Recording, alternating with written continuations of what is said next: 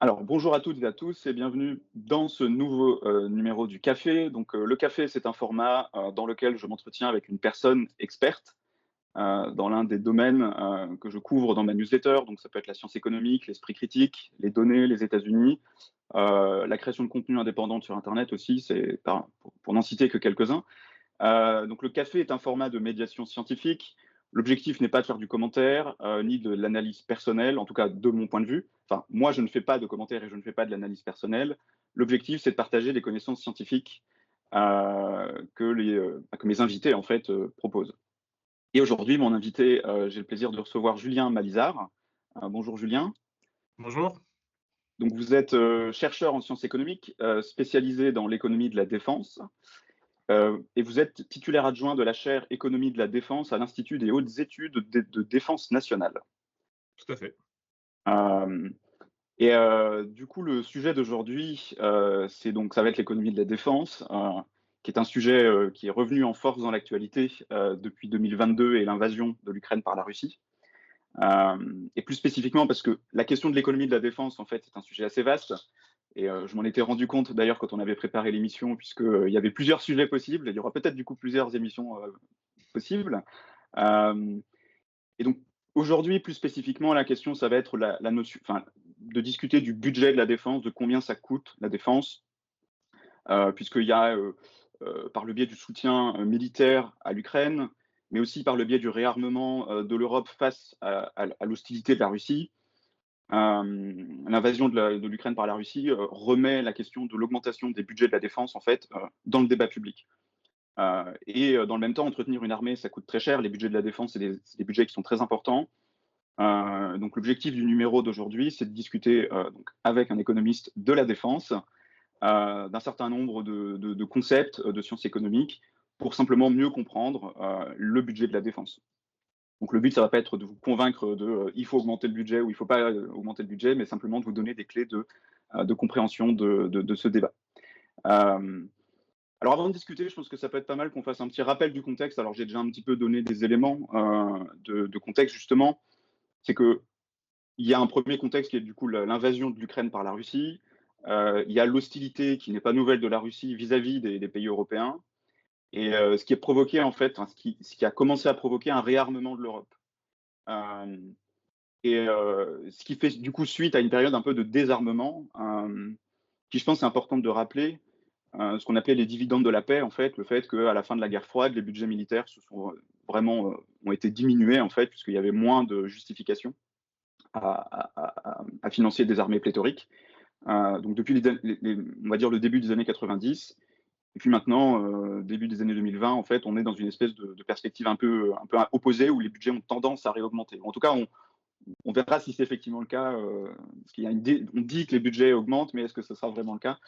J'avais écouté votre épisode du collimateur où je crois que vous abordiez justement, vous nuanciez un peu les discussions sur l'augmentation des budgets et je pense qu'on en parlera après. Euh, donc le contexte pour moi c'est ça, il y a un réarmement qui du coup nécessite, enfin le contexte géopolitique européen nécessite un réarmement ou appelle à un réarmement qui du coup nécessite des augmentations des budgets de la défense. Est-ce que vous êtes d'accord avec cette caractérisation du contexte? En fait, effectivement, en tout cas au niveau européen, il y a vraiment une dynamique très soutenue. Alors, c'est compliqué d'avoir les chiffres une nouvelle fois parce qu'on est sur de l'actualité un peu brûlante. Donc, forcément, les chiffres sont pas toujours actualisés. Mais globalement, on a des augmentations assez significatives en Europe depuis le début de la guerre en Ukraine. Et les justifications sont triples. Il y a du soutien à l'Ukraine, évidemment, de la part des pays européens. Il y a, alors c'est une petite partie, malgré tout. Il y a un réarmement qualitatif, c'est-à-dire que les armements qui ont été livrés à l'Ukraine ont été ensuite remplacés par des de matériel plus moderne. Donc, quantitativement, c'est la même chose, mais qualitativement, on a progressé. Puis après, il y a un réarmement aussi quantitatif, c'est-à-dire qu'il y a eu une tendance à acheter plus de matériel. La Pologne en est l'exemple le plus frappant avec des commandes massives, notamment dans le domaine terrestre. Oui, justement, j'allais dire la Pologne qui avait annoncé des milliards ou peut-être même des dizaines de milliards, j'ai plus les ordres de grandeur en tête, de commandes, notamment de chars, enfin de matériel C'est ça. mécanisé, à la Corée et je crois aux États-Unis aussi, si ma mémoire est bonne. C'est ça. Il y a 250 chars Abrams, donc américains, qui remplacent quantitativement des chars d'origine soviétique, donc des T-72, 72 faisant référence à l'année de construction, l'année de design du matériel, qui ont été livrés à l'Ukraine, c'est T-72. Et dans le même temps, elle a commandé 1000 chars à la Corée. Un certain nombre sont prélevés directement sur les stocks de l'armée coréenne. Et après, le reste sera produit, dont une partie sera produite d'ailleurs en Pologne pour développer les compétences industrielles du pays. Donc à titre de comparaison, je crois qu'en France, on a à peu près, 250 chars Leclerc, enfin entre 200 et 400 chars Leclerc, quoi, donc On est c'est plutôt 220, on va dire. d'accord. Après, la LPM, qui est donc la loi de programmation militaire qui a été votée cet été, prévoit un nombre d'unités de Leclerc rénové qui sera encore plus faible que ça. Donc ouais, en comparaison, les chiffres polonais sont un volume, Ah en tout oui, cas, ce que vous disiez sur l'aspect quantitatif, qui est quand même oui. très, très substantiel. Ouais, tout à fait. Et puis c'est Ouais. effectivement des chars de qualité supérieure, je suppose, à ce que les Russes sont capables d'aligner en Ukraine depuis quelques mois, quoi, quelques années. Ouais, c'est-à-dire qu'en Ukraine, on a revu des T-55, donc 55 faisant une nouvelle fois référence à l'année de Ouais. design, donc des chars qui ont presque 70 ans de conception. Forcément, c'est compliqué. Après, l'Ukraine fait face à un armement dans l'artillerie. C'est surtout là où en fait les Russes, par tradition, ont un nombre de pièces d'artillerie qui est largement supplémentaire. Et là, en fait, on est sur un roulement de feu, tout simplement, et ça en continu. Et donc, c'est vrai que de ce point de vue-là, c'est très compliqué de compenser la puissance de feu russe. Donc, ils Ouais, ont des matériels anciens, mais ils ont une telle masse que quelque part, ouais, ça crée suffisamment d'effets militaires sur place. ouais. Donc du coup, c'est vraiment dans ce contexte donc de réarmement, parfois massif du coup de Mm. l'Europe que, le débat se pose forcément aussi en France, puisque enfin, je pense qu'on va plutôt parler de la France, mais c'est vrai qu'il y a un contexte Oui, européen qui fait que, il y a l'OTAN également, hein, puisque il y a aussi tout ce débat, en particulier aux États-Unis avec la campagne présidentielle et Donald Trump qui est relativement mm, hostile à l'OTAN, voilà, qui fait que la question de la défense française est forcément, c'est aussi la question de la défense européenne et de la mm. défense dans le cadre de l'OTAN et du coup les questions budgétaires sont aussi en partie liées à ça. Euh, du coup, il y a un point qui me semblait intéressant aussi à réexpliquer peut-être ou à expliquer qui est que en fait la défense c'est un bien public. C'est-à-dire pourquoi on s'embête à faire des dépenses aussi substantielles dans l'armée. On comprend bien d'un point de vue intuitif à quoi ça sert la défense, mais il y a une manière aussi un peu d'économiste en fait de conceptualiser ce que c'est la défense. Euh, et en particulier, voilà, la défense comme bien public. Je pense que ça peut être intéressant, voilà, de faire un petit peu, de faire une petite parenthèse à ce sujet. Tout à fait. Euh, et du coup, ouais, en tant qu'économiste, à quoi sert la défense? Comment est-ce qu'un économiste pourrait répondre à cette question, du coup? Très bonne question, parce qu'en fait, là, on est sur le cœur du sujet, en fait, de la justification de l'intervention étatique dans le secteur de la défense. Alors, on voit bien qu'il y a une dimension historique, puisque dans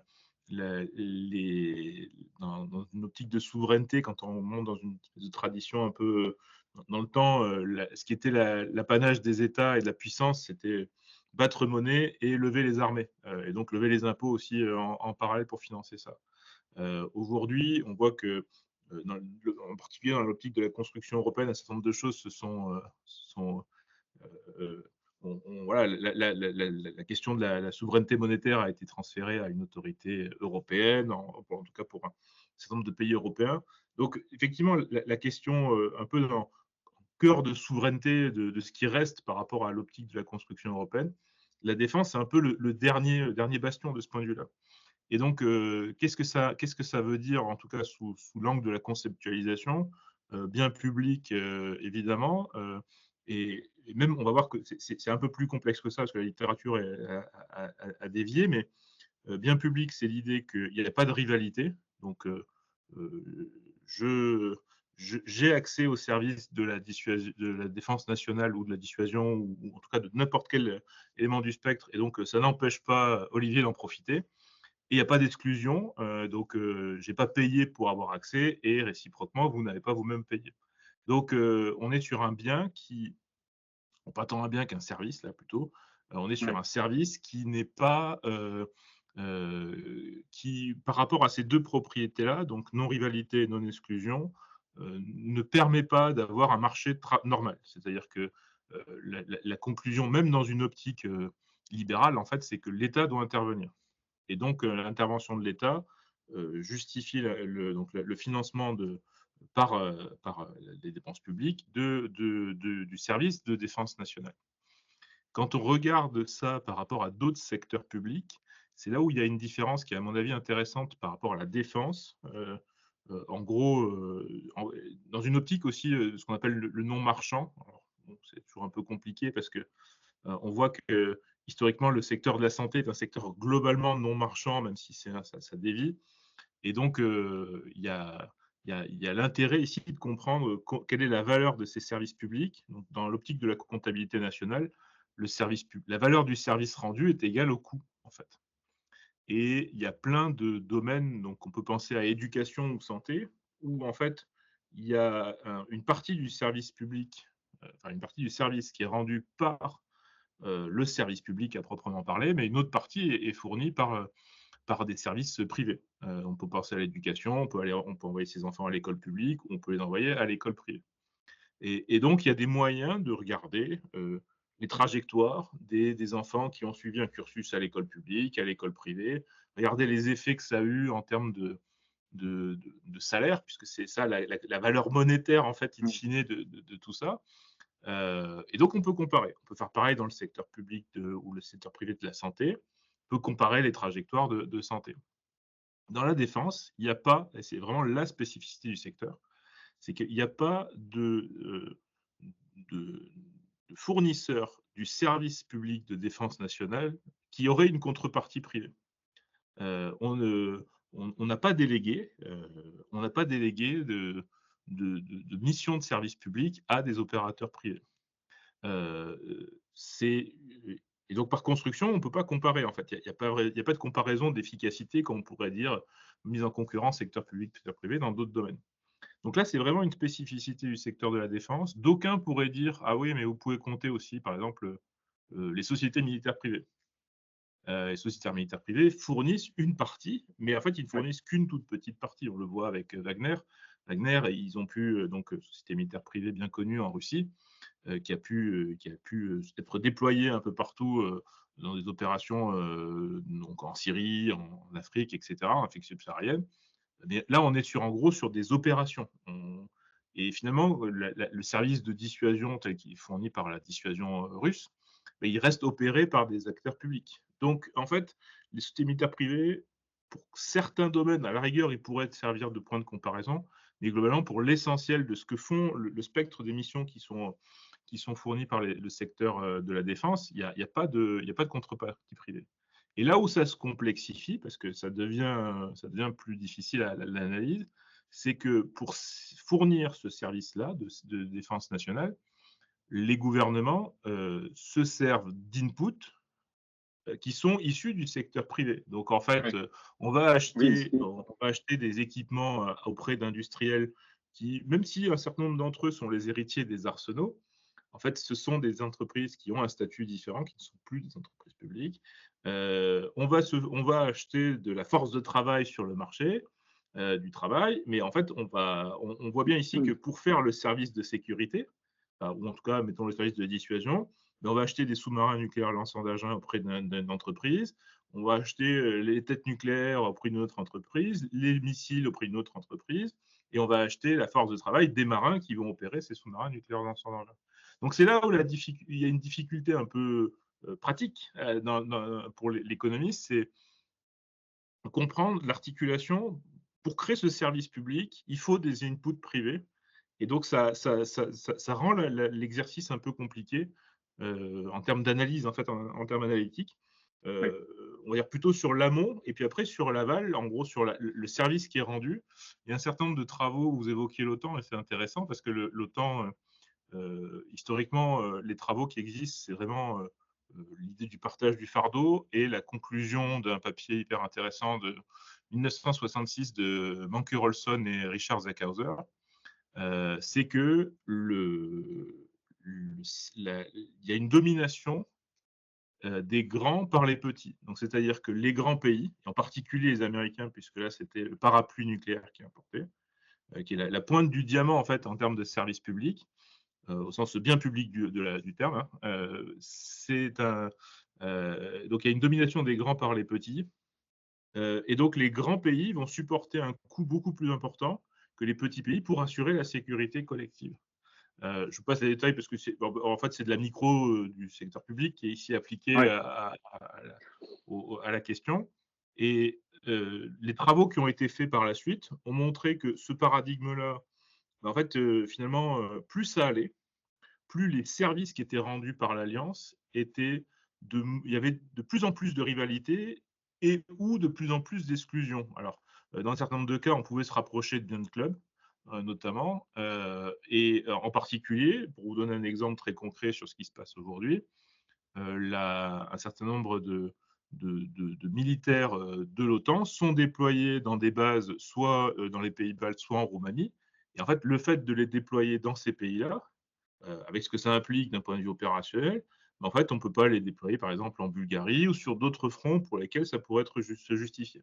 Donc là, il y a une espèce de concurrence quelque part et qui vient montrer que finalement, le service rendu, tout le monde en profite en termes de sécurité, mais il y en a qui en profitent un peu plus que d'autres parce que eux, ils ont directement accès à ces personnels qui sont déployés dans des zones très spécifiques. Ouais, c'est vraiment intéressant et je suis en train de me dire, ça fera peut-être une troisième émission du coup sur justement les questions de coordination internationale parce que Ouais. moi de formation, je suis économiste des organisations. Enfin, Mm. mes travaux de thèse, c'était en économie des organisations où il y a aussi ces questions d'aléa moral, Mm. de sélection adverse aussi. Enfin, et donc l'aléa moral et la sélection adverse, c'est le fait que dans une relation entre deux ou plusieurs agents économiques, parfois il y en a certains qui font pas exactement ce qu'ils sont censés faire. Et donc typiquement, c'est aussi un peu, quelque part, c'est aussi un peu la discussion aux États-Unis avec autour des postures du Parti républicain, parce que c'est plus que Mm. Donald Trump aujourd'hui, c'est complètement le Parti républicain, de dire en gros, si les pays de l'OTAN ne font pas 2% du PIB, le parapluie, on va dire, de l'OTAN ou américain en Mm. tout cas, ne s'applique plus à ces pays-là. Euh, donc on comprend aussi que derrière, il y a un enjeu qu'il y a des pays qui peuvent aussi se comporter en passagers clandestins. Enfin, Ouais. je pense que c'est une discussion intéressante qui n'est pas exactement celle d'aujourd'hui, mais qui pourrait faire l'objet d'une autre Mm. émission, je pense. Euh, donc je note ça peut-être pour plus tard. Euh, Plaisir. et du coup, ce qui fait qu'assez naturellement, on peut arriver sur le premier gros sujet qui sera peut-être, ça va peut-être pas prendre beaucoup de temps pour le discuter, mais je pense que c'est important de donner les chiffres, de dire combien ça coûte la défense chaque année en France, donc en montant, en part des dépenses publiques du PIB, etc. Donc rappeler quelques ordres de grandeur. Donc aujourd'hui, c'est à peu près combien le budget de la défense en France? Alors, la subtilité du cas français, juste un point méthodologique, mais Oui, oui, oui, 10 tout à fait. secondes. Parce qu'en fait, la France, elle a une publication de ces chiffres qui est atypique par rapport aux autres pays européens. Parce que le standard international, c'est le standard OTAN. Et donc, dans ce standard OTAN, on va inclure en gros un budget pour les opérations, le financement, etc., très classique, et une partie liée aux pensions. Donc, en gros, les salaires des anciens militaires qui sont retraités pour un certain nombre. Et donc, le but ici, c'est d'avoir une enveloppe globale par rapport à ces deux termes. La France ne publie pas, en tout cas son budget de manière classique, n'inclut pas les pensions. Donc il y a déjà cette subtilité dans les comparaisons internationales. C'est vrai que quand on prend les chiffres du ministère des Armées, on va avoir plutôt le chiffre sans pension. Et donc dans les classements internationaux d'organismes de référence, donc le CIPRI, qui est celui qui a la vocation la plus internationalisée et les comparaisons les plus fortes, donc qui est un think tank basé à Stockholm, eux vont inclure les pensions puisque c'est le standard de définition internationale. Donc il y a vraiment cette difficulté intrinsèque. Donc là, les chiffres que je vais vous présenter, je vais séparer les deux, mais en fait, pour la suite, si jamais on s'intéresse plus spécifiquement au cas français, je ne parlerai plus des chiffres avec pension parce que ce n'est pas ce qui est présenté Ouais. habituellement dans les publications officielles. Donc pour 2024, ce qui a été voté, modulo le coup de rabot qui a été annoncé il y a peu Ouais. par le ministre de l'économie et des finances. Donc c'est 47, un peu plus de 47 milliards d'euros pour ce qu'on appelle la mission défense.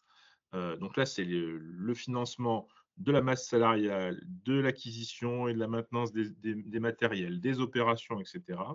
Et auquel on va rajouter à peu près 9 milliards d'euros pour les pensions. Donc ça fait 55 milliards la somme de tout ça.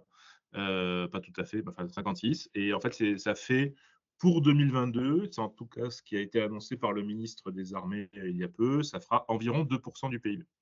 Donc pour la première fois depuis quasiment 20 ans, la France repassera au-dessus des 2%. Il y a eu 2 années où on est repassé au-dessus de 2%, mais c'était des one-shots. C'était en 2009 avec la crise, la crise des subprimes, donc qui a surtout contraint le PIB à la Oui. baisse.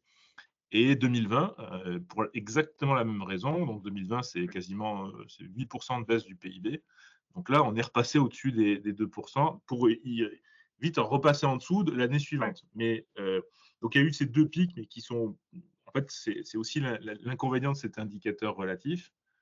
D'un point de vue relatif, en fait, on peut apparaître plus puissant, soit parce qu'on a augmenté le numérateur de la fraction, donc on a Ouais. augmenté les dépenses, soit parce que le PIB s'est effondré. Et donc, sur ces 2 années-là, c'était clairement le cas. On a le même cas dans la Grèce, en Grèce, qui a connu aussi cette difficulté, puisque Mmh. dans la foulée des politiques d'austérité qui ont été menées après la crise de 2009, la Grèce a perdu quelque chose comme l'équivalent de 30% de son PIB, Ouais. donc forcément, tout en maintenant un niveau de défense qui était encore extrêmement élevé. Donc voilà l'ordre de grandeur en France, c'est à peu près donc, aux alentours de 2% du PIB dans la définition internationale, 55 milliards à peu près pour 2024. Alors après, quand on essaie de, peut-être dans une perspective historique, parce que là c'est les chiffres de l'année, mais en fait quand on essaie de déflater, qu'on essaie de remonter dans le temps, voir ce que ça a impliqué, il y a une statistique que je trouve extrêmement intéressante. Donc, euh, à force de travailler sur ce sujet et de collecter des données, j'ai réussi à avoir une base de données relativement exhaustive et détaillée jusqu'au début des années 80. Et en fait, on a un pic de dépenses qui n'a jamais été en valeur réelle depuis, en 1991. Donc, au moment de la OK. fin de la guerre froide, au moment de l'opération Daguet, donc qui est l'opération française menée durant la guerre du Golfe, on a un pic de dépenses. Et après, aujourd'hui, une fois qu'on a compté en valeur réelle ce que ça représente, aujourd'hui, on est encore en dessous. Alors, on s'en rapproche, mais on est encore en 2024 en dessous en valeur réelle de ce qu'on dépensait à la fin de la guerre froide. Ouais, donc c'est vraiment ce phénomène de dividende de la paix, enfin de désarmement, de diminution des dépenses, militaires depuis la fin de la guerre froide, en fait. En fait, quand on essaie de regarder un peu la dynamique, c'est guerre froide, c'est extrêmement facile Mmh. à lire. Facile à lire. Ça ne fait qu'augmenter quasiment tendanciellement. Donc, il y a des pics et des creux, évidemment, en fonction des Ouais. périodes, et cetera. Mais en tout cas, chez les pays enfin, en tout cas en France, dans les pays européens, c'est vrai aussi, il y a une augmentation tendancielle. Aux États-Unis, c'est un petit peu différent parce que les cycles sont très marqués par les engagements militaires qu'ils ont eus. Guerre du Vietnam dans les années 60, Reagan dans les années 80, et engagement en Afghanistan et en Irak dans les Ouais. débuts des années 2000. Tous les 20 ans, ils ont un conflit majeur. Et là, il y a une cyclicité du budget qui est beaucoup plus marquée. En Europe, on n'a pas ça. On a quelque chose de tendanciellement orienté à la hausse durant la guerre froide. À partir de la guerre froide, on a vraiment ce cycle. En fonction des pays, l'ampleur de la baisse est différente, mais on a une baisse marquée durant les dividendes de la paix qu'on peut considérer durant à peu près une dizaine d'années. Donc, début des années 90 jusqu'au début des années 2000. À partir du moment où il y a le 11 septembre, bah, forcément, il y a une inflexion stratégique. Et donc là, il y a des pays qui soit vont plutôt avoir tendance à stagner, voir leur budget stagner, soit d'autres augmenter. Si on prend la photo sur 15 ans, donc entre 2000 et 2015 en France, on est plutôt sur une forme de plateau, légèrement haussier, mais c'est vraiment un plateau, avec juste un pic en 2009 qui est le plan de relance de l'économie qui a servi le ministère des Armées. Sinon, c'est assez plat. Et c'est vraiment à partir de 2015 qu'on a une trajectoire haussière. Donc évidemment, c'est un peu dramatique comme explication, mais on a les attentats terroristes qui ont commencé en janvier 2015 et qui se sont poursuivis pendant un certain nombre d'années, qui ont en fait, impliqué une mobilisation, via ce qu'on appelle l'opération Sentinelle. Donc un certain nombre nombreux militaires ont été Ouais. déployés en opération sur le territoire national pour sécuriser, des gares, des aéroports, des lieux de culte et cetera. Et donc, ça a eu comme effet de mettre beaucoup de personnel dans la rue, trop, et donc il y a eu vraiment des inflexions budgétaires à ce moment-là. Et depuis lors, ces inflexions budgétaires sont, en tout cas, sont durablement inscrites, et donc on est sur une augmentation tendancielle, qui est, des budgets qui permet à la France en tout cas, de maintenir à peu près constant quantitativement son socle militaire. Oui, c'est le nom, Mais en gros, le nombre, enfin, le volume d'armement, le nombre d'armes un peu que la France peut c'est mobiliser, ça, ça, est stabilisé, ouais. c'est ça. Donc on est à peu près sur 265 000 personnes, à peu près au sein du ministère de l'Armée, entre 265 et 270. À peu près 210 000 militaires, à peu près. Tout statut et toute armée confondue. Et après, on est sur un volume d'équipement qui n'a pas beaucoup changé en dépit de l'augmentation des budgets.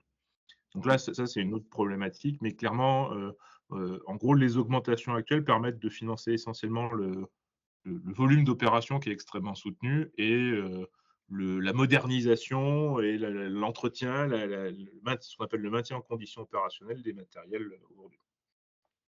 Euh, du coup, alors, je fais une parenthèse, enfin, c'est une petite autopromotion, mais sur les questions du PIB, comment on calcule le PIB, j'avais fait une conférence à Nantes au mois de juin 2023, mais le replay est disponible sur le site, sur mon site, du coup. Donc, j'explique un peu comment on calcule le PIB, et notamment par l'approche par les dépenses publiques, donc de comprendre d'où ça vient, comment on intègre les dépenses, notamment militaires, dans le calcul du PIB.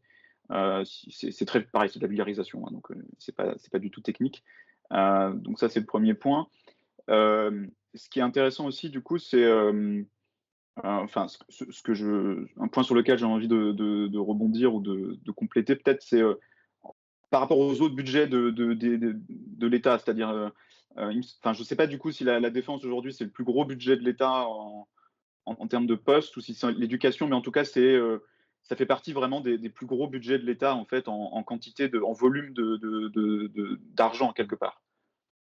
Alors, j'ai pas les chiffres de 2024 parce qu'avec l'augmentation des taux d'intérêt, il est possible que la charge de la dette ait elle aussi augmenté Oui, fortement. Mais globalement, le poste 1, c'est l'éducation. Dans le périmètre administration publique centrale, c'est vraiment l'éducation. En deux, en fonction des années, en fonction de la charge de la dette, ça va vraiment être ce poste-là.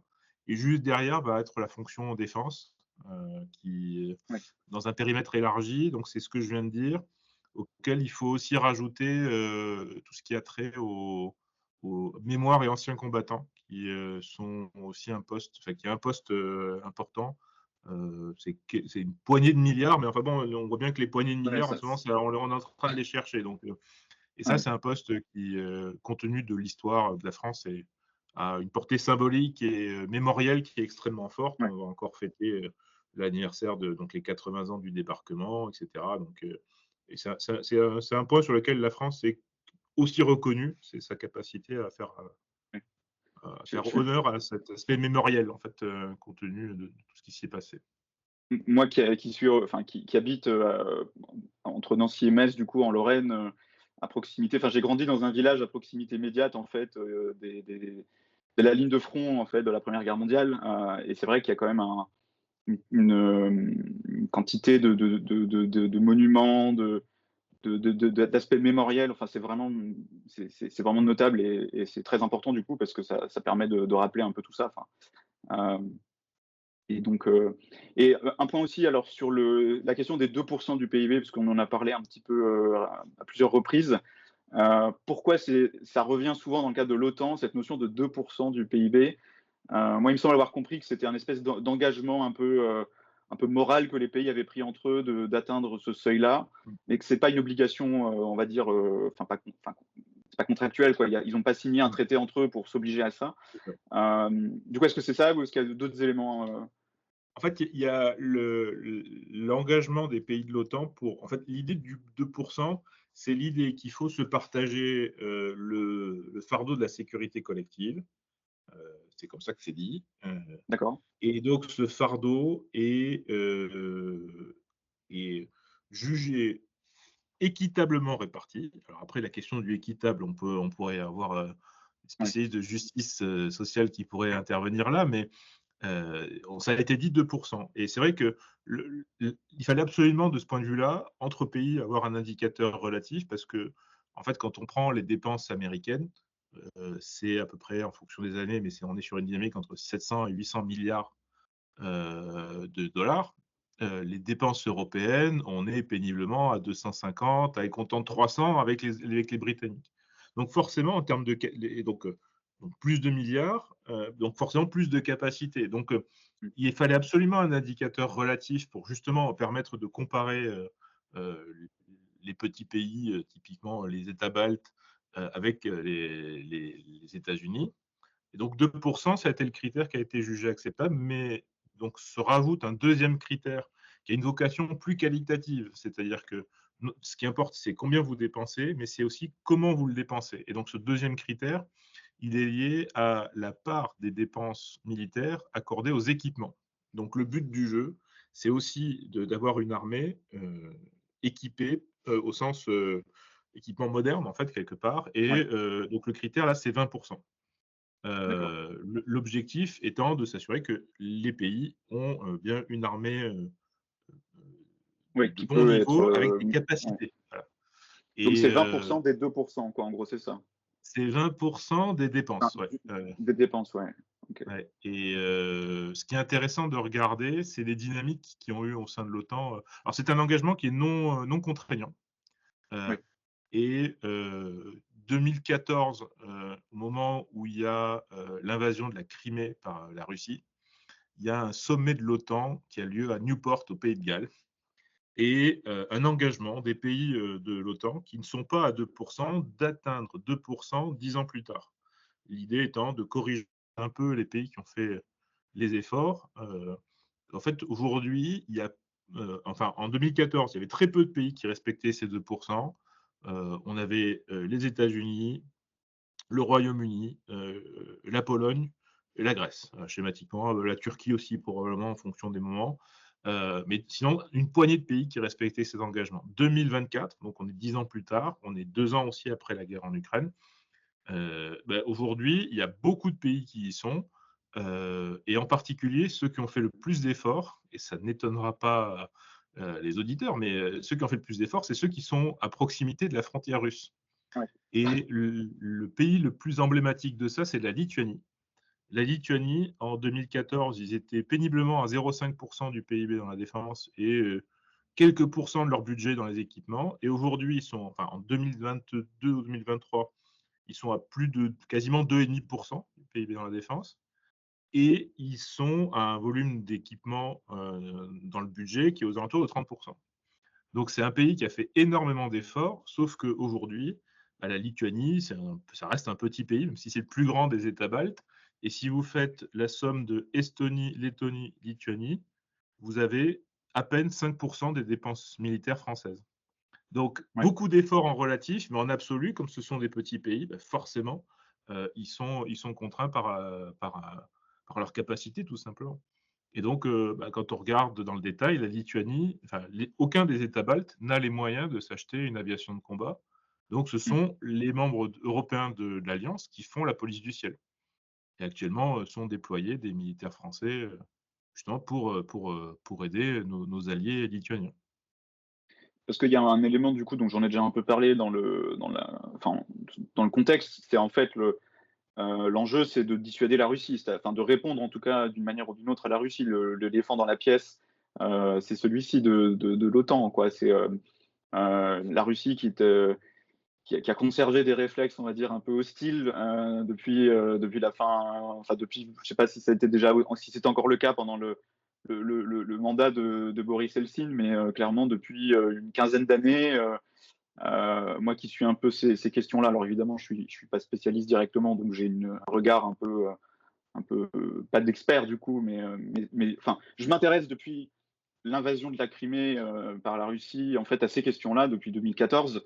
Et je pense, enfin, du coup, j'étais parmi ceux qui étaient un peu désespérés de voir que on n'avait pas forcément beaucoup réagi suite à ça, enfin, pas suffisamment à mon goût. Enfin, bref, c'est un autre débat. Mais c'est vrai qu'il y a une hostilité du coup de la Russie qui est quand même assez substantielle et le, le, la stratégie, on va dire, militaire européenne et de l'OTAN de façon générale, c'est en ayant enfin, l'objectif étant de contraindre la Russie à ne pas à se comporter plutôt pas, enfin, du mieux possible, on va dire ça comme ça, parce qu'il y a quand même des dérapages, mais comme le montre l'invasion de l'Ukraine. Mais c'est vrai que sous l'angle des menaces, il y a un certain nombre de pays, et c'est très bien détaillé par des travaux en sciences politiques notamment, ils regardent à l'Est.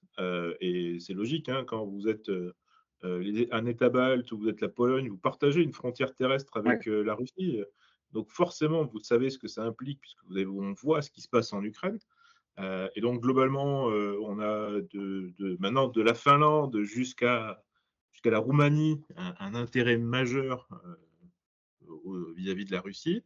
Et puis après, vous avez des puissances qui sont plutôt d'Europe de l'Ouest, mais on peut penser à la France, mais c'est vrai un peu partout, qui voient cette menace et pour lesquelles c'est effectivement un sujet, mais pour lesquelles d'autres menaces restent aussi extrêmement importantes.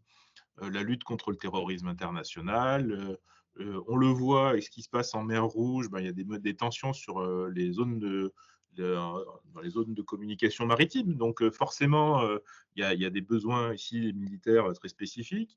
Il y a des menaces, et plus ça va, plus le spectre des menaces d'ailleurs évolue. On voit, historiquement, on est sur des menaces de manière très classique, terre-air-mer, et puis on a des menaces qui sont dans d'autres dimensions, des menaces cyber, des menaces informationnelles, des menaces dans l'espace. Donc plus ça va, plus les espaces de ouais, conflictualité se sont élargis. Et en fait, il faut que les États, par rapport à ces menaces qui sont des menaces tangibles, des menaces étatiques très claires, en fait, c'est dans des domaines de plus en plus larges, et donc ça nécessite des moyens de plus en plus importants pour répondre à ces menaces. Et donc, c'est une difficulté intrinsèque aussi, cette espèce de, de, de, d'overstretch en quelque sorte des forces armées à qui on demande de plus ouais, en plus. Rappelez-vous, pendant le Covid, en fait, on a en une semaine à Mulhouse, on a ouvert un hôpital de campagne qui était géré par le service de santé des armées. Quand il y a eu les inondations dans la vallée de la Roya au-dessus de Nice, en ouais, fait, on a déployé des moyens de la marine, enfin de l'armée de terre. Quand il y a eu une tempête dans les Antilles, on a déployé les moyens de la Marine nationale. Donc en fait, on est dans une optique où dès qu'il y a une menace, hop, c'est l'armée qui est mobilisée, et quelle qu'elle soit d'ailleurs, et qu'elle soit pas forcément de nature militaire en fait. C'est ouais, ça oui, c'est qui est ce que j'allais dire, intéressant. c'est des menaces naturelles, enfin des Exactement, catastrophes naturelles, exactement. des choses comme ça, quoi. J'aime bien dire que de ce point de vue-là, les armées, c'est un peu l'agence touriste en fait. Dès qu'il y a un Ouais, problème, hop, on envoie l'armée. Et c'est vrai que l'armée en France, c'est un sujet intéressant parce que il y a beaucoup de capacités patrimoniales. Il y a beaucoup d'équipements qui sont possédés, etc. Et donc ça permet. Et puis c'est des militaires qui sont aguerris, qui sont entraînés, qui savent faire tout un tas ouais, de choses. Et donc il y a des vraies capacités au sein des forces armées pour répondre à ces menaces. Mais c'est vrai que en France, on va voir plutôt ça de manière globale, là où effectivement, ben, on est polonais, ben, on va plutôt penser défense du territorial dans une optique d'invasion venant de l'Est. ouais.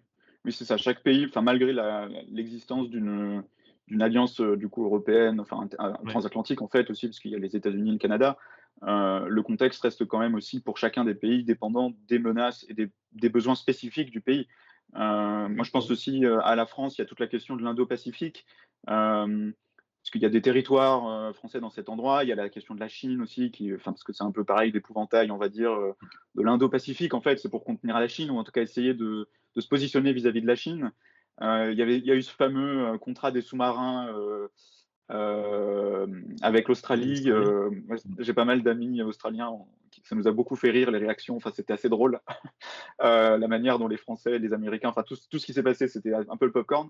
Mais c'est vrai qu'au-delà de l'aspect amusement de l'événement, ça montre bien ce que vous disiez sur l'overstretch. On prend le beurre sur la tartine, et puis en fait, la taille de la tartine, en fait, la quantité de beurre reste la même, mais la taille de la tartine, en fait, augmente un Ouais, petit peu chaque année, quoi. ouais. Euh, Mais et donc, c'est vrai que en termes de puissance européenne, la France, c'est la seule qui géographiquement a des intérêts en Indo-Pacifique. oui, Britanniques mis à part, mais les Britanniques ayant quitté l'Union européenne, même s'ils en ont, hein, l'Union européenne, c'est la seule qui a des intérêts géographiques. Donc, forcément, ça pose la question de comment on répond à des menaces qu'on peut voir dans ces zones, alors que bah, forcément, les Hongrois ou les Tchèques, bah, pour eux, c'est évidemment beaucoup plus lointain par rapport ouais, à d'autres types de menaces. Et c'est vrai que sous l'angle stratégique, c'est quelque chose qu'on avait essayé d'étudier avec mon collègue Jocelyn Droff, puisqu'on nous avait sollicité pour écrire un papier dans The Conversation justement sur le cas des sous-marins. Et en fait, il y a vraiment un sujet autour de, des Américains comme garants aussi en termes d'une certaine sécurité, les effets stratégiques de ce qu'on serait capable de faire les Américains sont gigantesques. ouais, Évidemment, vu des Australiens, toute considération industrielle mise à part, parce que sous l'angle industriel, c'était probablement une très grosse erreur, mais sous l'angle stratégique, sous l'angle de ouais, la sécurité que ça peut apporter, bah, on peut comprendre pourquoi les Australiens ont fait le choix des Américains, parce que c'est la flotte du Pacifique, c'est les alliés coréens, japonais qui sont loin, mais qui sont quand même plus proches que les Européens. Alors que la France, eh ben, elle a 3 bâtiments hors d'âge en ouais. Nouvelle-Calédonie et en Polynésie. Donc forcément, la France, combien de divisions dans l'Indo-Pacifique? Bah, il y en a, mais c'est des petites divisions, là où les Américains, bah, voilà, ils ont plusieurs porte-avions à déployer et Mm. plusieurs dizaines de bâtiments qui sont susceptibles de renforcer l'Australie. Donc forcément, le compte n'y était pas de ce point de vue-là. Ouais.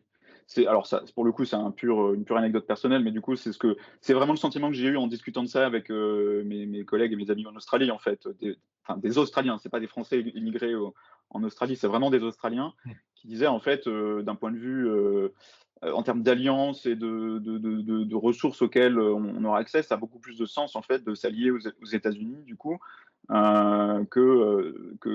qu'à la France. Enfin, s'il y a un choix à faire entre les deux, ça a beaucoup plus de sens d'un point de vue stratégique d'aller plutôt vers les États-Unis que la France, en fait, indépendamment du reste. Ouais. Euh, donc, Mais et ils le payent sous l'angle industriel, mais ceci est ouais, une autre question. ouais. Puis aussi un peu stratégique malgré tout avec la France, parce qu'il y a quand même une période, enfin, ça a quand même.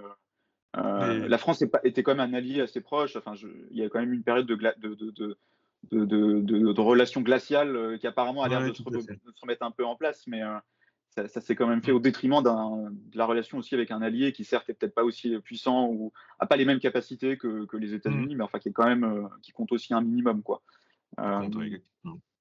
et du coup, c'est intéressant parce que je pense qu'on arrive bien en fait à voir du coup le type de service que propose en fait l'armée. Pourquoi en fait on met de telles sommes dans la défense, en fait, c'est parce que ça permet du coup de protéger les pays et les habitants des pays, parce que in fine, l'objectif c'est bien sûr celui-ci, c'est-à-dire que les pays c'est habité par des gens, par vous, moi, qui regardez, etc. cette émission. Donc l'objectif c'est bien de nous protéger, en fait, de protéger nos intérêts à tout point de vue. Et donc ultimement c'est un peu ça, si on pouvait résumer un peu, je pense ce qu'offre le service public défense, c'est ça, c'est de protéger en fait les habitants et leurs intérêts. Mmh. Et ça explique du coup pourquoi on met de telles sommes dans ce poste de dépense de la défense. Euh, et ce qui du coup enfin, ce qui moi en fait, c'est un point que je voulais aussi vraiment aborder avec vous, c'est les arbitrages, c'est-à-dire que Mmh. on comprend bien l'intérêt d'augmenter le budget de la défense. Il y a de plus en plus de menaces, enfin ce qu'on disait sur la tartine qui augmente alors que la quantité de beurre reste la même. Les menaces augmentent, donc on a besoin d'augmenter les moyens, mais les finances publiques que l'État, enfin, disons les moyens que l'État a à sa disposition ne sont pas infinis, ils sont très très grands, mais ils ne sont pas infinis. Et donc, si on décide d'augmenter le budget de la défense de 5 milliards d'euros, sous réserve que ce soit réellement une augmentation, ça veut dire qu'il va falloir peut-être renoncer, alors soit baisser les 5 milliards de dépenses ailleurs, ou ne pas augmenter de 5 milliards d'autres dépenses qui sont peut-être aussi importantes. La justice, l'éducation, l'université, la recherche, Mmh. la lutte contre le réchauffement climatique, enfin la transition écologique, etc. Et ça, je pense que c'est un point aussi que, enfin voilà, en tout cas, dont je voulais discuter un peu avec vous, simplement rappeler en fait les coûts d'opportunité en fait et les arbitrages que ça implique nécessairement en fait. Ouais. Juste un point sur Ouais. quelque chose que vous avez dit juste avant, c'est l'idée aussi que, en fait, c'est un service de sécurité, mais globalement, ce qui est hyper intéressant par rapport aux dépenses militaires, toujours dans cette optique de finances publiques, mais enfin d'économie publique, mais au sens international, c'est probablement la seule, enfin, peut-être l'enseignement supérieur à la recherche, et c'est la seule dépense qui réagit à l'environnement international à proprement parler. C'est-à-dire qu'on va prendre ce qui est donné par les alliés, on va faire le package, en gros, le bloc, possiblement regarder ce qui se passe aussi en termes donc en termes de théorie des alliances, existence de passagers clandestins ou pas. On va regarder ce que vont faire les rivaux, et donc là, on va avoir aussi l'analyse plutôt en termes de course à l'armement, qui a été aussi très bien analysée. Et donc, en fait, c'est vraiment une dépense qui dépend de l'environnement international, ce qui rend la chose extrêmement aussi complexe par rapport à, parce que en fait, c'est des indicateurs en termes enfin, autant on peut mesurer donc les dépenses militaires, ça ne révèle rien de la puissance, etc. Donc, c'est aussi, d'un point de vue méthodologique, c'est aussi la complexité du sujet qui est vraiment au cœur de cette question. D'autant plus que, vous l'avez rappelé, en fait, fournir de la sécurité, c'est effectivement un sujet majeur pour la défense, c'est même l'objectif principal. Sauf que, sous l'angle méthodologique, on ne sait pas mesurer la sécurité.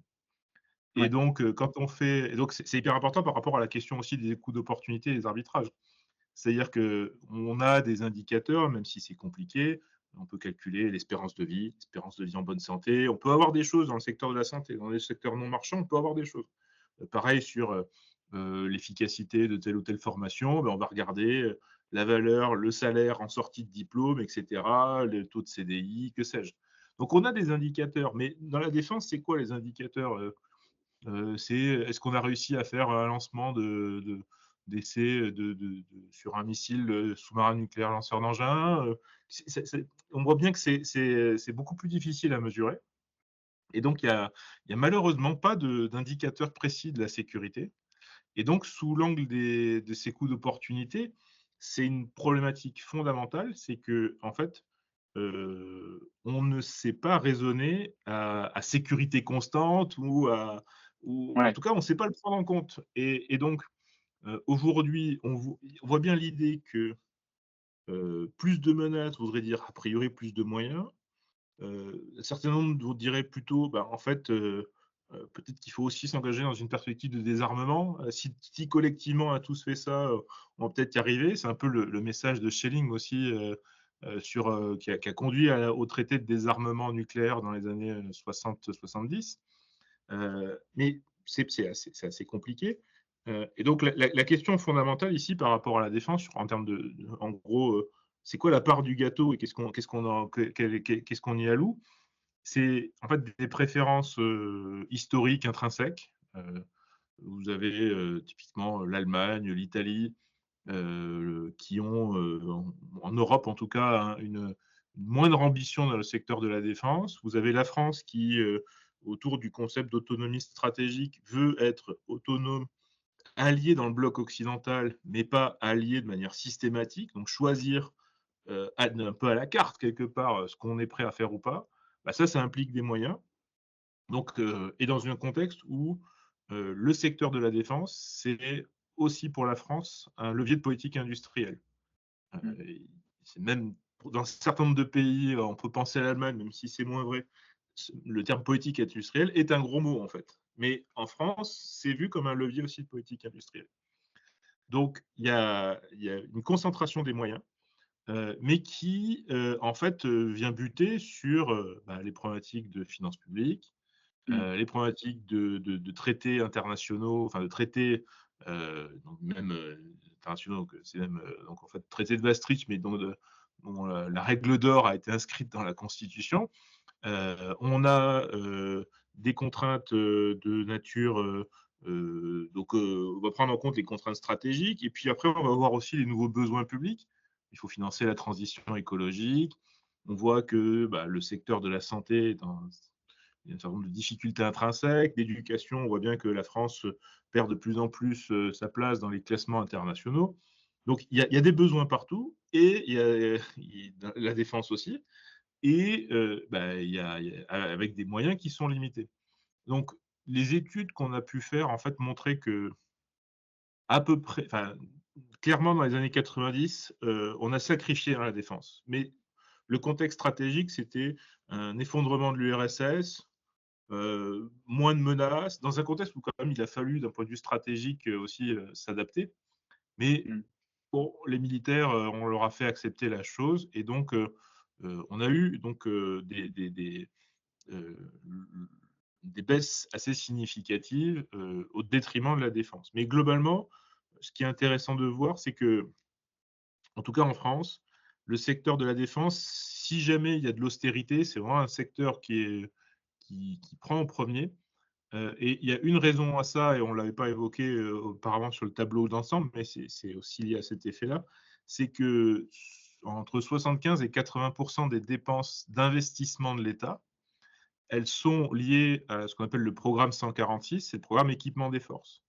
Et donc en fait, on a une concentration des investissements publics au sens de l'administration des publique centrale, qui sont concentrés quasiment, la grande majorité dans le secteur de la défense. Et donc, on a géré la trésorerie de l'État bien souvent en ayant des décalages, des annulations, des moindres commandes sur les investissements. Et ça a eu comme effet, en gros, du milieu des années, des années 90 jusqu'en 2014, les lois de programmation militaire, donc qui sont les documents qui chaque année, qui à horizon tous les 5 ans sont votés, qui permet de fixer, combien on va commander et quel va être le volume de matériel qu'on va acheter, ces lois de programmation militaire n'étaient pas respectées. Et donc à partir de 2015, une nouvelle fois, il a fallu attendre ces fameux attentats pour que Ouais. les lois de programmation militaire soient respectées. Et aujourd'hui, en gros, on a un petit peu inversé la trajectoire, même si on verra ce que ça impliquera, par exemple, en 2024. Dans les 10 milliards de réductions qui ont été annoncées, la contribution de la défense là, c'est quelque chose comme 100 millions d'euros, donc c'est vraiment une petite part. Mais on verra à l'avenir si ça va rester le cas ou pas. Et clairement, Ouais. ce qu'on constate entre inflation et contraintes budgétaires qu'on voit apparaître un peu partout, il y a un certain nombre de pays qui, malgré la guerre en Ukraine, ont baissé leur budget en valeur réelle entre 2022 et 2023. Donc là, on voit bien ici ces contraintes économiques qui vont engendrer, en fait, ces tensions budgétaires et qui vont impliquer que, on risque possiblement, de revoir apparaître en dépit de la guerre et de la nécessaire modernisation des forces armées, des baisses de budget un peu partout. Ouais, du coup, bah, ça c'est le dernier point que je voulais aborder justement sur, est-ce que c'est vraiment des augmentations de budget, tout ce qui est annoncé? Vous avez commencé un peu à en parler. Hem, Moi, il y a quand même un point du coup un peu, qui me paraît aussi important à noter, en tout cas, je le sentiment, c'est le fait que, mettre en place en fait, le réarmement, ça prend du temps. C'est-à-dire que, là, il y a en ce moment, il y a cette discussion sur, les 1 million d'obus, fournis à Ouais, l'Ukraine, je crois par mois du coup. C'était un engagement ou par an, je sais plus, c'était aussi, par par an, mois, ouais. Ouais, ça fait un gros vraiment volume. très, très compliqué là. Et en fait, donc l'Union européenne, les Européens s'étaient engagés à fournir 1 million d'obus à l'Ukraine chaque année et apparemment, on est à peu près à un tiers de cet objectif et on peut envisager que c'est pas par malice de la part de l'Union européenne, enfin des pays européens. C'est simplement que, si, il faut, je sais pas, si l'usine d'obus elle est à capacité, bah, il faut en construire une deuxième à côté. Ou en tout cas, il faut une deuxième ligne de production et ça, bah, c'est un investissement, qui prend du temps. Il faut acheter des machines, potentiellement, il faut construire un bâtiment, il faut peut-être acheter un terrain, et donc tout ça fait qu'il y a une inertie, en fait, assez substantielle et apparemment, alors j'ai pas trop suivi ça, mais j'ai l'impression que ça pose aussi problème en Allemagne, où ils ont, où Olaf Scholz avait annoncé, une augmentation du budget de la défense et un fonds spécifique, je crois que c'était de l'ordre de 100 milliards d'euros, Ouais. Mmh mh. pour un peu régénérer la défense.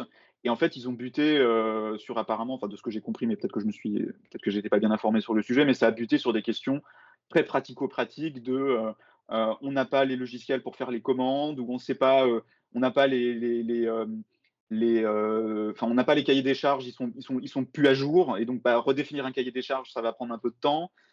Et donc tout ça fait que ça a pris du retard, simplement parce qu'il y a une inertie en fait, à la fois bureaucratique, à la fois politique, budgétaire, industrielle, et sans doute organisationnelle de façon aussi un peu plus générale, qui fait que c'est pas parce qu'on décide d'augmenter le budget de la défense en 2022 que dès 2023 en fait on a multiplié par 2 le nombre d'avions de chasse à disposition. Enfin, en fait ça prend du temps pour produire des effets, ça se compte en années, voire en une décennie Euh, peut-être.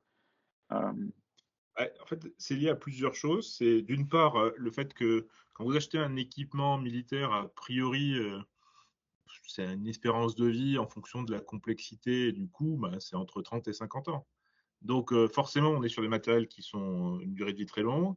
C'est des matériels qui, bah, comme c'est des matériels en général, vu les doctrines des pays occidentaux, en tout cas des Européens, c'est des doctrines des pays avec en gros beaucoup, enfin, euh, supériorité technologique qui garantit la supériorité opérationnelle. Donc c'est très complexe à produire. De mémoire, il me semble que le rapport entre le nombre de pièces pour fabriquer un avion de combat, un avion de ligne, pardon, et un sous-marin, c'est 10 fois plus. 10 fois plus de pièces dans un sous-marin que dans un avion de ligne. Et c'est en termes de temps de travail, c'est encore plus, parce que évidemment, c'est une précision qui est autrement plus importante. Alors qu'on parle quand même d'avions de ligne, c'est quand même des outils relativement complexes déjà ouais, par ailleurs. ouais. Donc en fait, on est forcément sur du temps long, et cette complexité du temps long, elle vient en plus buter sur un point hyper important, mais enfin, c'est un sujet majeur en ce moment, c'est vraiment le débat politico-industriel, on va dire, du moment. C'est comment inciter les industriels à augmenter les cadences de production dans un contexte où le marché de l'armement, c'est un marché de type monopsone, donc il n'y a qu'un seul client, c'est l'État.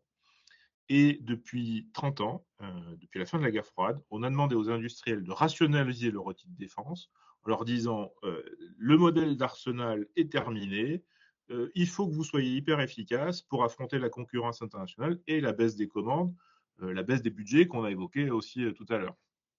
Donc on a poussé les industriels à rationaliser l'outil de production. Ça veut dire, en gros, on attend la commande pour produire et généralement, on a même demandé aux industriels, pour les contraintes budgétaires qu'on évoquait aussi juste avant, bah, de décaler dans le temps, d'en produire moins ou de faire des produits sur 2, 3 ans. Il y a un exemple intéressant, on avait pu visiter avec des collègues il y a une dizaine d'années un sous-marin français qui était en cours de modernisation. Donc à Mivy, il y a une modernisation majeure. Et l'industriel avait dit qu'ils étaient capables de faire cette modernisation en un délai relativement court, donc c'était à peu près 1 an et demi. Et ce qui avait été demandé par les services de l'État, c'était d'allonger le plus possible cette modernisation, justement pour répartir Ouais. le coût sur plusieurs exercices budgétaires. Et donc vraiment, on a vraiment fait ça. Et donc aujourd'hui, on a l'État, et c'est exactement le discours du président de la République au salon Eurosatory quand il a parlé d'économie de guerre. Il faut aller plus vite, il faut augmenter les cadences, il faut avoir une discussion sur les marges, mais en fait, dans un contexte où le marché reste un marché de type monopsone. Mhm. L'État est l'acheteur. Donc c'est l'État qui a, de ce point de vue-là, la main pour déterminer quelle taille du marché, quel niveau technologique, et s'assurer que bah, en fait, ça rentre dans l'enveloppe budgétaire. Or là, les industriels, globalement, considèrent que on a augmenté les budgets, mais que le niveau de commande est insuffisant. Et pour vous donner un exemple très concret de ça, la, la loi de programmation militaire, donc, qui a été votée l'an dernier, au moment d'ailleurs du débat sur les retraites, bel exemple de coût d'opportunité également, une Ouais. nouvelle fois, on a souvent opposé les 413 milliards qu'on a évoqués pour la loi de programmation militaire avec le coût des retraites qui est à peu près. L'ordre de grandeur est quasiment le même, hein. C'est 350 milliards les retraites en France par an. Sauf que 413 milliards, c'est sur 7 ans. Donc on voit bien qu'il y a Ouais. déjà une différence. On voit en termes de politique publique où sont les préférences.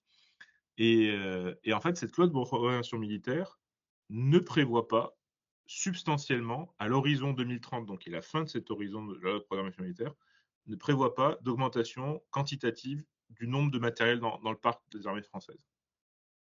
Donc forcément, on dépense plus. On est sur à peu près une tendance, à peu près plus à plus 20, plus 30% en fonction de ce compliqué, si en valeur réelle. Bref, on va dire que c'est à peu près de cet ordre-là. Mais malgré ça, en fait, on n'augmente pas les quantités produites. Donc forcément, les industriels vont dire, bah oui, vous m'offrez de la visibilité, c'est bien gentil, mais je ne sais, mais à horizon 2030, je n'aurai pas plus de commandes en fait. Ouais. Donc, je ne vais pas augmenter mes lignes de production, et donc je ne vais pas investir davantage. Et donc là, c'est un vrai sujet, et c'est un sujet encore plus vrai pour l'industrie munitionnaire ou missilière, parce que là, c'est vraiment là où l'Ukraine, il y a des besoins massifs, mais qui sont possiblement ponctuels. C'est-à-dire qu'on on a un choc de demande, mais il n'est pas impossible de croire que ce qu'on voit en Ukraine, ce qui est tiré par en termes d'obus chaque mois ou chaque jour, en fait, c'est vraiment un truc qu'on ne retrouvera pas, sauf de nouveau un conflit de haute intensité comme celui-ci. Donc, forcément, si on demande aux industriels, bah, vous faites x3 en termes de production parce que vous comprenez, il faut soutenir l'Ukraine. Ah, la guerre en Ukraine se finissant, et elle va bien se finir un jour, bah, qu'est-ce qu'on fait de ces capacités de Ouais. production excédentaires? Bah, probablement pas grand-chose. Et donc la Ouais. question c'est quel industriel, sauf à ce on lui dise tous les coûts sont remboursés, quel industriel est prêt à s'engager sur un investissement de cette ampleur-là?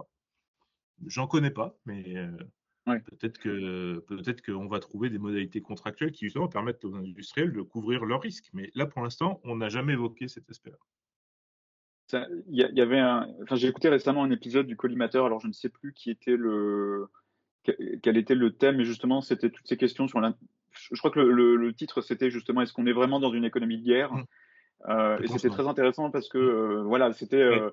enfin, ils abordaient un peu de ce que vous disiez là, et puis Mm. peut-être des différences aussi avec les États-Unis, ou pourquoi les Polonais, ils peuvent acheter 1000 chars à la Corée du Sud, bah parce qu'en fait, la Corée du Sud, elle a la Corée du Nord juste à côté, Ouais. qui a une énorme armée, notamment avec tout ce qui est artillerie, etc. Et en fait, ils ont conservé du coup une capacité militaire, on va dire, enfin, une capacité industrielle de croisière très très élevée, simplement parce qu'ils ont un contexte en fait sécuritaire qui est pas du Mm. tout le même.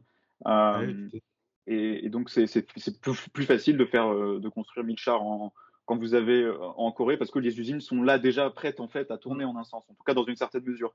Euh, enfin, il y a vraiment plein de choses intéressantes à dire justement en microéconomie sur qu'est-ce que c'est un monopsone, comment on Mm. régule du coup un marché monopsonique, qu'est-ce que ça implique du coup en termes de production des fournisseurs, etc. Et je pense que, enfin, pour moi, c'était la deuxième émission dont on avait discuté, ça aurait vraiment été ce sujet-là. Donc, je pense que ce serait vraiment intéressant d'ouvrir un peu la boîte noire en fait, à la Ouais. fois du coup du secteur économique de l'industrie de l'armement, puis aussi du coup de la microéconomie, parce que en fait les concepts derrière, c'est des concepts assez standards, enfin assez Mm.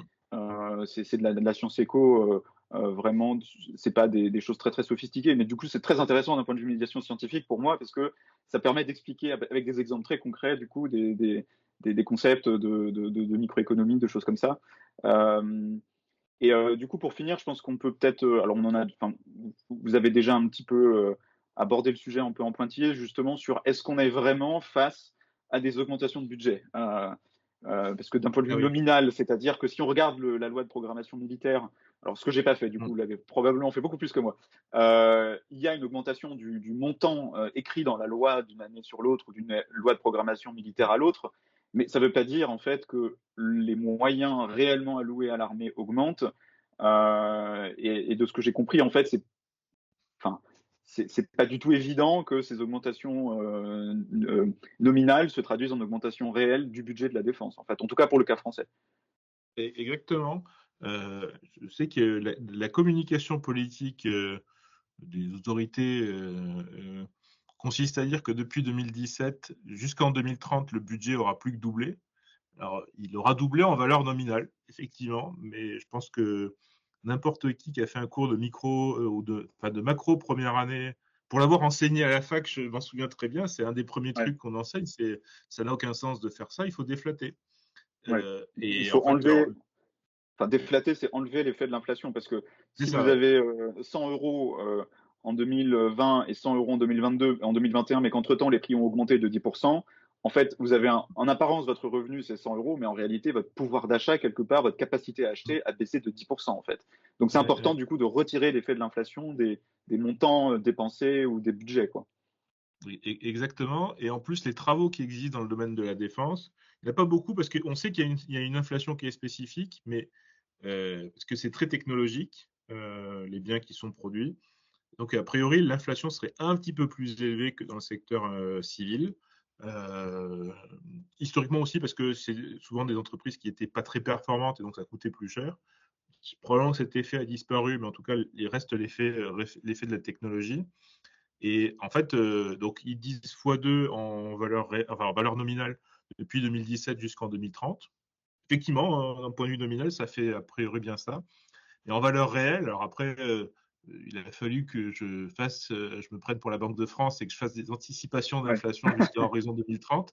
J'ai pas leur modèle macro, donc je ne serais pas capable de calculer ça de manière très précise. Mais globalement, on est plutôt sur de l'ordre de 40-50% à peu près. Donc, c'est quand même autrement moins impressionnant une fois qu'on a retiré l'effet de l'inflation. Il y a quand même un élément de comparaison, parce qu'en fait, c'est pas tant la valeur qui est atteignable, c'est après quelle capacité supplémentaire. Et comme je disais tout à l'heure, en fait, il n'y aura pas de commandes supplémentaires. Il y aura pas de. On va rentrer dans ce qu'on appelle des LPM, des lois de programmation de développement. Donc en fait, il va falloir financer le développement des successeurs des programmes qui sont actuellement en dotation dans les armées. Successeur du Rafale, successeur du Leclerc, successeur des sous-marins nucléaires lanceurs d'engins. Donc tout ça, il va falloir le développer. À la fin Ouais. arrivé en 2030, on n'aura pas ces matériels-là puisqu'ils n'auront pas été développés. Donc ça va prendre encore du temps. Et en fait, c'est des investissements pour l'avenir, pour garder la supériorité technologique, etc. Mais ça n'aura pas de concrétisation capacitaire propre. Ça, c'est un aspect qui est, à mon avis, important à rappeler.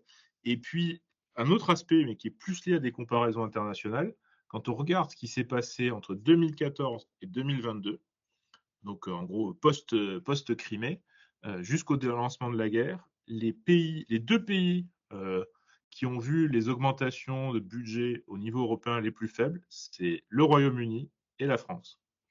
Alors, c'est aussi les deux pays qui dépensaient le plus. Donc, on pouvait se Ouais. rassurer en se disant, bon, bah, c'est peut-être ceux qui augmentent le moins, mais c'est aussi ceux qui avaient le niveau de Ouais, qui dépense partent. le plus élevé.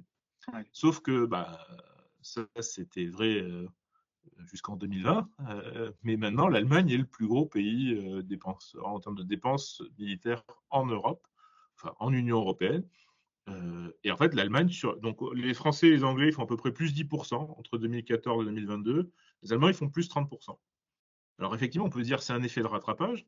Et là, Mm. en pourcentage du PIB, bah, vu que le PIB allemand il est 30% plus élevé, bah, ils sont encore en dessous Ouais. de la France. Mais en fait, s'ils restent sur la même dynamique, et comme ils vont dépenser 100 milliards, comme on l'a rappelé, avec leur fonds spécial, bah, ils vont finir par être largement au-dessus. Donc il y a vraiment sous cet angle-là, en fait, un choix français qui est un choix euh, qui est de- d'investissement dans le secteur de la défense. Alors, pas forcément investissement au sens comptabilité nationale, mais en tout cas dépenses dans le secteur de la défense, mais qui est donc un choix politique qui est assumé, mais qui est un choix, en fait, finalement, quand on compare les chiffres, un peu à minima, quelque part, par rapport à ce qui se passe, et vis-à-vis de la Ouais. situation internationale aujourd'hui en Ukraine, et même auparavant sur l'historique depuis 2014, en fait. Ouais, du coup, enfin, c'est un thème fréquent sur toutes les questions qui sont des enjeux en fait politiques de quelque nature que ce soit, et toutes les personnes, enfin les sceptiques, les vulgarisateurs sceptiques ou de l'esprit critique connaissent bien cet effet où il y a un discours, notamment Mm. ici dans le cas présent des politiques, qui dit quelque chose, mais c'est important du coup, et c'est aussi un peu l'idée de cette émission, d'aller creuser un peu plus loin que derrière les discours, de creuser un peu plus loin que les éléments de langage, et de regarder ce qui se passe une fois que on s'intéresse aux données et que on corrige par typiquement la déflation, enfin, on déflate les valeurs, etc. Mm. Pour avoir quelque chose d'un peu plus rigoureux. Et non, le but c'est pas forcément enfin en tout cas le but c'est pas d'attaquer le gouvernement actuel ou autre. Enfin, c'est pas le sujet, c'est plutôt de dire il y a une déclaration, il y a un certain nombre de déclarations qui sont faites, euh, et voilà ce que la réalité quelque part derrière, ou une partie de la réalité derrière, pour que les personnes qui regardent l'émission, qui regarderont l'émission quand elle sera diffusée, puissent se positionner ensuite s'ils le souhaitent. Après, ils peuvent aussi rester sans avis, hein, c'est pas un problème, mais en ayant des informations peut-être un peu plus rigoureuses, un peu moins, comment dire, marketing quelque part, parce que moi, dans ma tête, les éléments de langage, c'est une forme de marketing, c'est une forme de communication. Et donc voilà, qu'est-ce qui se passe quand on va un peu au-delà de la communication et qu'on regarde les faits et les données à l'aide de la méthode scientifique, ce qui est vraiment le principe de l'émission quoi, d'aujourd'hui et plus généralement de ce que je fais avec les cafés. Donc je pense que ça a permis en tout cas de bien brosser cette approche-là et de bien l'étoffer. Et en voyant bien que ni vous ni moi n'avons défendu une position quelconque par rapport à la question du budget de la défense. Je pense qu'on n'en a pas discuté en fait en préparant l'émission. Qu'est-ce qu'on pense réciproquement de cette question? On en avait peut-être très rapidement parlé un moment, mais je me souviens plus parce que c'est vraiment pas l'objectif, quoi. On peut vouloir être pour, contre en fait l'augmentation des budgets de la défense, etc. Le but c'est pas d'influencer l'opinion votre opinion des gens qui nous regardaient dans un sens ou dans l'autre, mais c'est vraiment de vous donner des informations à l'aide de la méthode scientifique. Et ensuite, vous débrouillez pour vous faire une opinion. Moi, je répète souvent ça en disant que l'opinion des gens qui suivent mon travail, l'opinion politique des gens qui suivent mon travail ne m'intéresse pas, en fait. Sauf si c'est d'extrême droite, parce qu'il y a quand même des limites. Mais à partir du moment où c'est pas de l'extrême droite, le reste, je m'en fiche. Et je pense qu'aujourd'hui, c'est vraiment, l'entretien qu'on a eu est vraiment en phase, je crois, avec cette démarche. Voilà, moi, je pense qu'on a couvert un peu les grands thèmes. Je ne sais pas si vous souhaitez peut-être faire un point de conclusion ou rajouter quelque chose en plus. Juste sur ce que vous venez de dire, je trouve ça intéressant parce que en fait, quand j'ai fait ma thèse, ça commence, la barbe blanchissant, on voit que c'est plus, ça commence à dater un petit peu maintenant. Donc c'était en 2007 que j'ai commencé. Et en fait, donc j'ai traité sur l'impact macroéconomique de la défense. Et en fait, je n'avais aucune espèce d'idée de ce qu'était le secteur de la défense. Je connaissais pas. J'avais pas de parents ou de famille qui avaient fait qui étaient liés aux armées. Mon père avait fait son service militaire comme tous les hommes de sa génération. Mais je n'avais aucune espèce d'a priori sur le secteur de la défense, ni en bien ni en mal en fait. Je n'étais pas non plus un anti-militariste. Et donc, j'ai abordé le sujet de manière, alors, difficile à dire, de désincarner, dépassionner, parce que, évidemment, on a tous nos propres biais, mais je suis arrivé relativement neutre par rapport à l'idée que je me faisais du secteur. Et donc, l'idée pour moi, c'était vraiment, d'un point de vue économétrique, après, le travail économétrique que j'ai fait, c'était vraiment de faire parler les données, mais telles qu'elles existent, et pas de se dire ah, il faut absolument que je montre que le secteur de la défense c'est merveilleux parce que ça ou ça. Et donc on me l'avait même reproché puisque en cours de thèse, j'ai commencé sans financement et j'ai eu un financement en cours de chemin. J'ai été financé par le ministère des Armées. On m'a dit ah bah oui, mais en fait toi tu es financé par le ministère des Armées, donc tu es obligé de montrer ça. Je dis on m'a jamais tenu la plume, on m'a jamais dit qu'il fallait montrer ça. Et donc puis même après, dans les travaux au comité de lecture que j'ai pu publier, il s'agissait vraiment d'apporter une réponse crédible à ça, enfin, et argumentée des questions qui se sont posées dans la littérature. Et donc vraiment, je, je, alors évidemment, en continuant à travailler sur ce sujet, etc., on a une connaissance qui est de plus en plus large et forcément, on a un avis plus précis, plus fin sur certains sujets. Mais globalement, je suis d'accord avec l'idée qu'il faut arriver relativement neutre. Et c'est vrai que c'est une problématique actuellement vis-à-vis d'un certain nombre d'étudiants qu'on peut avoir, qui ont connu et qui en fait ont dans des disciplines qui ne sont pas forcément économiques d'ailleurs, mais qui ont un avis très positif d'emblée du secteur de la défense, ce qui fait qu'il n'y a quasiment aucun recul critique. D'ailleurs, quand on revoit les militaires, il y en a un certain nombre d'entre eux qui sont eux-mêmes très critiques. Donc, en interne, même s'ils ne peuvent pas le dire, ils ont quand même, quand c'est possible de le dire, une vision relativement honnête du secteur. Et donc, c'est vrai que c'est intéressant de voir que la neutralité ici est vraiment indispensable. Enfin, me semble-t-il, c'est la garantie d'avoir des travaux inattaquables, au point que moi, quand je m'étais intéressé à mon sujet de thèse, En fait, il suffisait que je lise le nom de l'auteur pour savoir, avant même de lire Ouais, l'article, il avait écrit suffisamment de papier pour me dire: «Ah oui, bah, je sais, lui il va montrer que la défense c'est bien ou lui il va montrer que la défense c'est pas bien». ouais. Ouais, du coup, c'est, on n'en avait pas discuté auparavant, mais je me doutais en ayant autant entendu vos interventions, notamment dans le collimateur et puis à d'autres, dans des articles, etc., que vous aviez une approche justement qui était, comme vous dites, de faire parler les données et Mmh. puis de mettre de côté, enfin, en tout cas, de pas partir d'un point de vue personnel ou Mmh. des valeurs qu'on veut défendre, etc., pour réfléchir. Mais non, c'est vraiment le point de départ des données. Là-dessus, c'est vraiment aussi ce que moi j'essaie de faire dans la médiation scientifique, dans mon travail de médiation scientifique, qui est de partir de la littérature scientifique. Alors évidemment, moi je fais des choix éditoriaux sur les thèmes que je couvre. Donc là, évidemment, ils sont pas neutres, hein, ils reflètent mes préférences, un certain nombre de sujets. Ne serait-ce qu'aussi, j'ai que 24 heures dans une journée, donc je peux pas couvrir tous les sujets qui m'intéressent. Donc forcément. Mais dans l'approche ensuite, moi je vais pas dire tiens je vais parler de cet article-là parce que le résultat me plaît. Non, en fait, il peut m'intéresser parce qu'il est étonnant, surprenant ou il Mmh. alimente quelque chose que j'avais déjà vu avant ou il contredit aussi. Ça peut être dans les deux sens. Mais c'est toujours dans cette logique-là que je le fais. C'est pas en me disant ah oui ça va dans le sens de mon idéologie personnelle et donc je vais le prendre pour cette raison-là.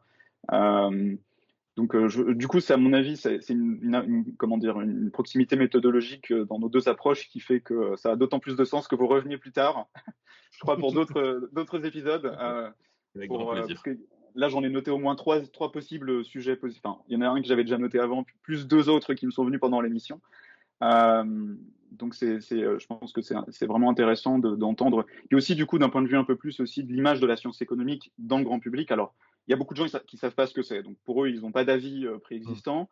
Mais il y a aussi Mmh. cette idée que qui circule un petit peu. Alors, j'ai l'impression que c'est de moins en moins, mais qui circule encore un petit peu, que les économistes seraient, que les chercheurs en sciences économiques. Alors déjà pour l'idée des chercheurs en sciences éco, c'est déjà pas forcément évident, seraient des néolibéraux de droite ou je sais pas Mmh. quoi. Enfin, et en fait, la réalité du travail, c'est pas du tout ça. C'est d'aller voir les données, enfin, de regarder les données, avec des concepts, voilà, des modèles mathématiques, ce genre de choses. Et donc, je trouve que c'est aussi important de montrer ce que c'est réellement la pratique de la science économique, au-delà de certaines éructations très militantes d'ailleurs souvent et généralement pauvrement informées de ce qu'est la science économique. Et donc je pense que voilà, l'émission d'aujourd'hui va aussi dans ce sens-là. Donc, et je suis sûr que les prochaines, si vous acceptez de revenir, iront également dans ce sens-là. Euh, Avec plaisir. bah, en tout cas, bah, merci à vous d'avoir participé à ce numéro Merci du de café. l'invitation. Avec du coup une nouvelle formule, enfin je sais pas à quel moment je diffuserai l'émission, mais une formule du coup qui n'est plus en direct et qui est plus un format entretien qu'un format échange avec le Mmh. public. Mais d'un point de vue logistique, c'est plus simple pour moi et on l'a vu dans la préparation de l'émission qui a été un petit peu chaotique, mais on a réussi à le faire du coup tant mieux. Alors est-ce qu'on peut vous retrouver sur peut-être une plateforme sociale en particulier ou sur poursuivre votre travail éventuellement? Twitter, enfin X, même si, comme beaucoup, je conçoit prochainement une migration sur Blue Sky, mais comme maintenant que c'est ouvert à tout le monde, Ouais. j'ai bien peur de retrouver les mêmes travers sur Blue Sky que sur X. Sinon, LinkedIn, et plus globalement, on peut suivre aussi, parce que si le sujet intéresse, je suis pas tout seul à travailler sur ces questions, et au sein de la chaire économie de défense, on a un site internet et on a, alors évidemment, on n'est pas très nombreux, donc on Ouais. n'a pas une activité aussi foisonnante que certains centres de recherche, mais voilà, une certaine actualité de ce qu'on peut y faire. Si les sujets intéressent, n'hésitez pas à suivre les réseaux sociaux de la chaire et s'inscrire à la newsletter de la chaire qui est promis, on ne fait pas de spam. On ne spamme pas. Du coup, je mettrai le lien du site de la chaire dans les notes de l'émission que Ouais, les gens puissent, super, puissent merci. aller voir. Voilà, donc j'espère que le Ouais, numéro vous aura intéressé ouais, c'était très bien. pour... Merci beaucoup de l'invitation, c'était toujours très sympa. C'est un exercice que j'aime bien faire aussi, pouvoir parler un peu de ce qu'on peut faire euh, au sein de la chaire, pas que moi, mais Ouais, bon, après, c'est une expertise qui est accumulée, donc forcément, comme le savoir est cumulatif, bah, forcément, ça aide, mais voilà, on peut bien faire un peu de dissémination de résultats et de travaux, c'est une super idée. c'est important. Et du coup, pour vous qui nous avez écoutés et regardés, j'espère aussi que ça vous aura intéressé. Moi aussi, ça m'a beaucoup intéressé. Donc, il y aura probablement des épisodes supplémentaires. Je pense que je l'ai suffisamment répété. Pour ne pas manquer mes prochains articles, n'hésitez pas à vous abonner à la newsletter si ça n'est pas déjà fait. Et si vous appréciez mon travail, vous pouvez également vous abonner à l'une des formules payantes de ma newsletter. Donc, en plus d'accéder à du contenu de médiation scientifique, enfin à tout mon contenu de médiation scientifique et à quelques fonctionnalités en plus exclusives, les formules payantes vous permettent de soutenir mon travail. Donc, sachant que je suis médiateur scientifique indépendant, donc ce sont vous, mes abonnés payants, qui financez mon activité de médiation scientifique. Je n'ai pas d'autres sources de revenus pour cette activité.